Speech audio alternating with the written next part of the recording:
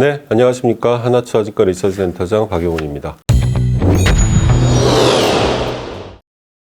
오늘은 두 가지 내용 가지고 좀 말씀드리겠습니다. 하나는 그 러시아 쪽 가스 이슈 하고요. 그리고 오래간만에 신재생 쪽 말씀드리겠습니다. 암모니아, 그린 암모니아 관련해서 말씀드릴 건데요. 일단 러시아 가스, 제가 한 달 전에 그런 이야기를 말씀드린 적이 있습니다. LNG 프로젝트들이 상당히 많다. 현재 건설 중인 게 한 1억 6,900만 톤이고, 요게 25, 26년도에 완공이 되는 것들이고요. 그리고 이제 비드 단계 프로젝트들이 한 2억 9천만 톤 정도 되고, 프로포즈드 단계가 한 3억 톤 정도 된다는 말씀 드렸어요. 프로포즈드 단계는 뭐 될지 안 될지 아직 모릅니다. 물론 그 중에서 아프리카는 가능성이 높다는 말씀을 2주 전에 드린 바는 있고요. 그런데 이러한 프로젝트들의 숫자, 증설 규모에 있어서 러시아는 제가 다 빼고 말씀을 드렸어요. 왜냐하면 2022년 3월 달에 유럽의회가 러시아에 대한 LNG 기자재 수출 금지를 내렸기 때문에 러시아 LNG 프로젝트가 거의 대부분 지연되거나 드랍될 가능성이 상당히 높다라고 하는 부분 때문이죠. 왜냐하면 러시아는 액화 기술이 없습니다. 대부분 다 해외에 의존하고 있거든요. 현재 가동 중인 뭐 사할린, 가스전 이런 것들 같은 경우가 전부 다 유럽 또는 미국의 그 액화 장비들을 사용하고 있죠. 작년에 노드스트림 1이 컴프레서가 고장이 났을 때 러시아가 뭐 고장이 났는지는 뭐 정확히 확인이 되진 않으나 그 컴프레서를 어쨌든 떼가지고서 해외로 이전해서 수리를 했다라고 하는 기사는 나온 바가 있습니다. 이 컴프레서 제작사가 롤스로이스였거든요. 그러니까 러시아에서는 이거를 수리할 방법이 없는 거죠. 근데 마찬가지로 현재 러시아에서 가동 중인 액화 설비가 고장이 났을 때 이것도 딱히 대안은 현재는 없는 상황이고요. 그리고 향후 프로젝트들에 있어서도 진행될 가능성이 높지 않다라고 말씀드렸는데요. 지난달에 러시아 정부가 다시 한번 이 가스 프로젝트에 대해서 언급을 했습니다. 2030년까지 현재 3천만 톤의 LNG 액화 능력을 1억 톤까지 확대하겠다라고 하는 것을 다시 한번 천명을 했고요. 그 과정에서 이 액화 기술의 자체 기술 개발이 끝났다라고 하는 이야기를 한 바는 있습니다. 이게 이제 러시아 쪽 표현으로는 용어로는 알틱 캐스케이드 공법이라고 하는 건데요. 물론 규모는 작아요. 현재 러시아 또는 글로벌 기준으로 도입하고자 하는 LNG 프로젝트들의 트레인 하나의 액화 능력이 한 5, 600만 톤 정도 되는데요.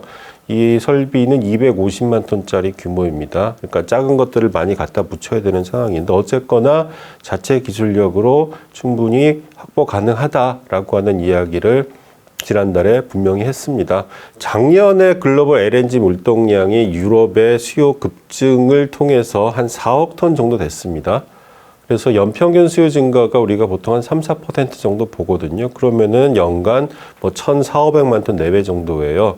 그런데 현재 건설 중인 게 1억 6,900만 톤. 그리고 비드 단계 프로젝트가 한 2억 9천만 톤. 요게 대부분 27, 28년도까지 들어올 거니까 그렇게 되면은 공급 과잉 분명히 맞는데 여기에 2030년까지 러시아 추가로 7천만 톤 정도가 더 들어올 가능성이 있기 때문에 이거는 확실히 좀 공급 과잉 쪽으로 갈 수밖에 없다. 하지만 그러한 공급사 과잉상을 알고도 러시아는 할 수밖에 없겠죠. 이걸 할 수밖에 없습니다. 왜냐하면 팔 수 있는 거는 팔아야 될 상황이니까요. 그래서 러시아가 유럽으로 보냈던 PNG 한 1억 1천만 톤 정도의 물량을 어떻게든 빼서 다른 쪽으로 보내야 되겠죠. 그게 뭐 LNG 프로젝트일 수도 있겠고요. 그리고 러시아에서 중국으로 가는 파워 오브 시베리아 1의 공급량을 더 늘리는 것, 그리고 파워 오브 시베리아 2의 신규 라인 공사를 통해서 중국 향으로 보내는 PNG 캐파가 거의 한 7,500만 톤 정도까지 늘리는 것. 작년에 한 1,000만 톤 정도 보냈거든요. 그리고 늘리는 것에 대한 프로젝트를 계속 진행할 것 같고요. 그리고 최근에 또 나왔었던 재미있는 뉴스 중에 하나가 러시아 지도를 보시면은 사실 서쪽과 동쪽으로는 갈 수는 있겠죠. 서쪽이 유럽인데 일단 막혀 있고요. 그리고 동쪽으로는 가봐야 아시아죠. 중국, 한국, 일본입니다. 근데 뭐 한국, 일본 같은 경우는 아무래도 미국이라는 존재 때문에 러시아 물량을 쉽게 받아들일 수는 없을 거고 결국에는 중국밖에 없어요. 근데 남쪽으로는 내려갈 방법이 없거든요.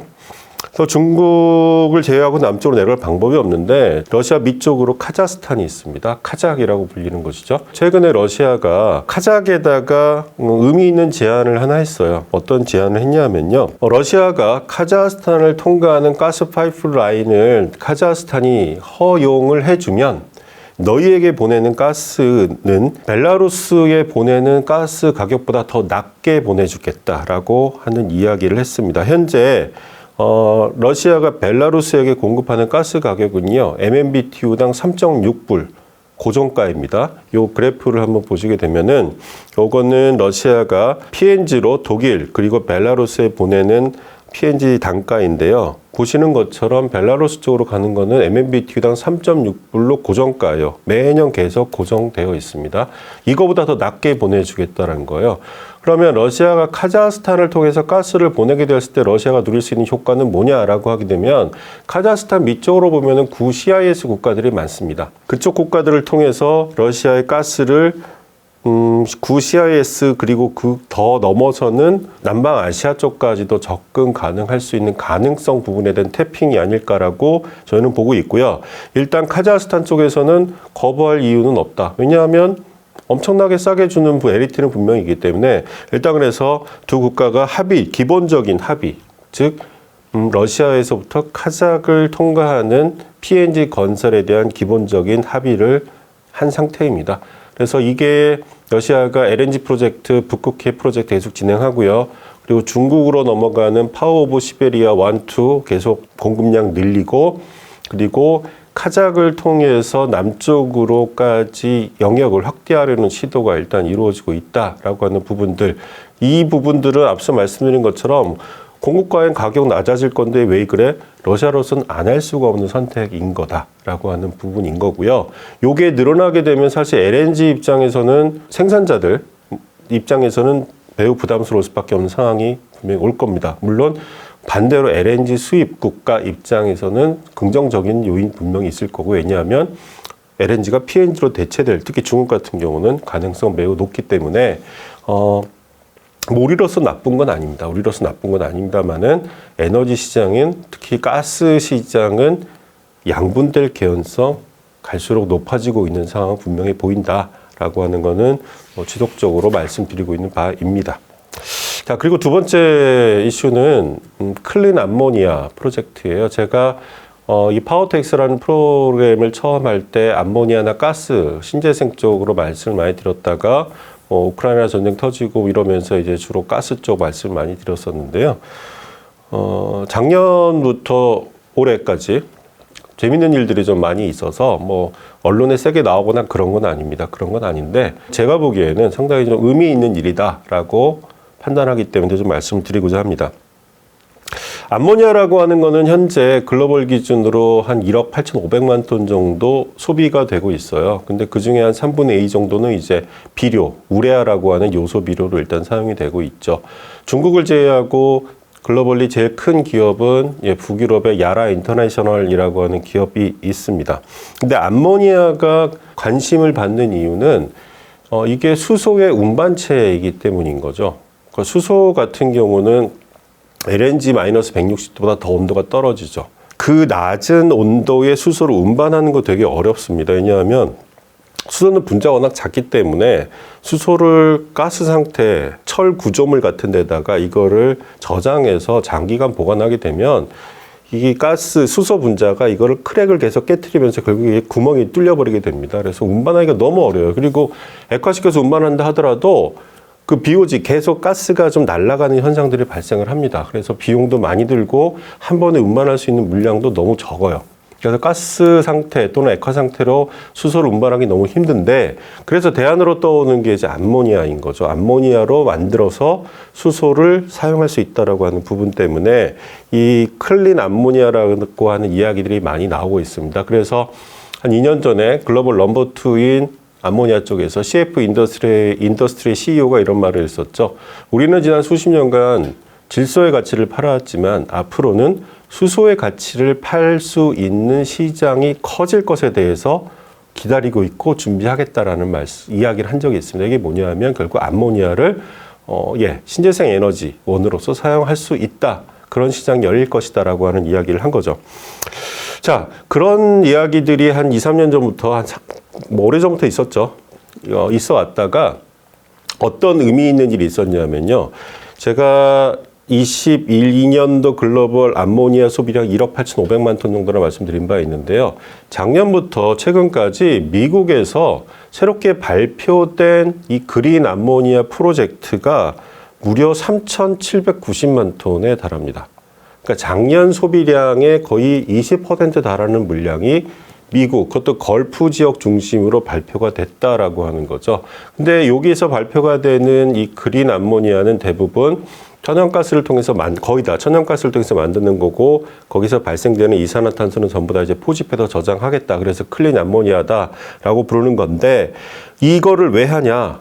결국에는 이거를 에너지원, 그러니까 수소를 쓰겠다라고 하는 거죠. 여기에 참가하는 업체들은 뭐 우리가 알고 있는 주요 에너지 화학 기업들 대부분 다 들어가 있습니다. 여기에 들어가는 총 투자 금액은 대략 한 400억 달러 정도 될 것으로 이제 추산이 되고 있고요. 뭐 다 완공될 것이다라고 보기는 어렵습니다만 어쨌거나 메이저들이 발표한 규모로만 보더라도 3,800만 톤. 제가 에너지 화학을 한 20몇 년간 보고 있지만 암모니아 또는 어떤 특정 화학 제품에 대해서 단기간에 이렇게 많은 투자가 집중돼서 발표되는 것을 본 적은 없습니다. 처음 있는 현상이고요. 그래서 이 부분에 대한 것들이 미국에만 그러냐? 그렇지는 않고요. 사우디 같은 경우가 우리가 알고 있는 프로젝트 중에서 가장 큰 게 사우디 2030 프로젝트 중에 하나가 이제 네옴시티. 이게 이제 5천억 달러가 들어가는 프로젝트인데요.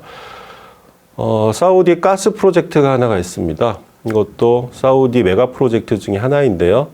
자피라 프로젝트라는 게 있습니다. 자피라 프로젝트의 총 투자 금액은 1,100억 달러입니다. 가스 프로젝트에 대해서만 1,100억 달러가 들어가는데 뭐 여러 가지 이유가 있습니다. 이걸 통해서 사우디는 가스가 넉넉한 나라는 아니거든요. 기름은 많지만 내부적으로 이를 사용하고, 그리고 궁극적으로는 사우디가 이런 언급을 했죠. 아람코가 자피라 가스 필드에서 나오는 가스는 수소와 암모니아의 피드로 사용될 것이다 라는 이야기를 합니다. 그건 뭐냐면 사우디도 그건 너무나 분명히 알고 있습니다. 원유의 시대는 계속 가진 않는다. 그래서 그들이 선택할 수 있는 건 뭐냐? 원유에서 수소에서 암모니아 쪽으로 가고자 하는 니즈가 강한 거죠. 그래서 자피라 프로젝트에서 나올 가스는 내부 수요로 일부 충당이 되고, 그리고 나머지 부분은 대부분 수소 암모니아로 전환돼서 수출이 될 것이다라고 하는 거죠. 자, 그러면 앞서 말씀드린 것처럼 현재 미국 쪽 10개 프로젝트가 현재 어나운스된 투자 금액이 암모니아에 대해서만 400억 달러 정도 되고요. 그리고 사우디 자피라 프로젝트가 1,100억 달러. 물론 이거는 이제 전체 가스필드 전체 개발에 대한 프로젝트 비용 더하기 암모니아 수소 설비까지 들어가 있는 건데, 어쨌거나 단일한 짧은 기간 동안에 엄청나게 많은 암모니아 프로젝트들이 발표가 되고 있다라고 하는 거는, 특히 우리나라 입장에서 생각해 보면은 우리는 너무 지금 배터리에 올인이 되어 있는 거 아닌가라고 하는 생각을 분명히 다시 한번 할 필요는 있겠다. 우리가 잘 알지 못하는 상황 속에서 글로벌 메이저 에너지 화학 업체들, 그리고 사우디 아람코 같은 회사들은 암모니아 쪽으로 관심을 많이 두고 실제로 투자하겠다라고 하는 강한 의지를 보이고 있습니다.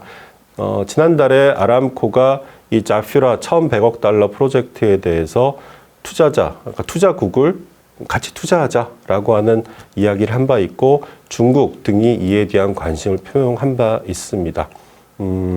배터리 물론 좋지만 그것만 가지고 모든 것이 다 해결될 수는 없습니다. 그래서 우리의 관심도 이 그린 암모니아 쪽으로 확장이 필요하지 않을까라고 하는 차원에서 오늘 이 미국 프로젝트 관련돼서 좀 말씀을 드렸습니다. 네, 오늘 준비한 이야기는 여기까지입니다. 감사합니다.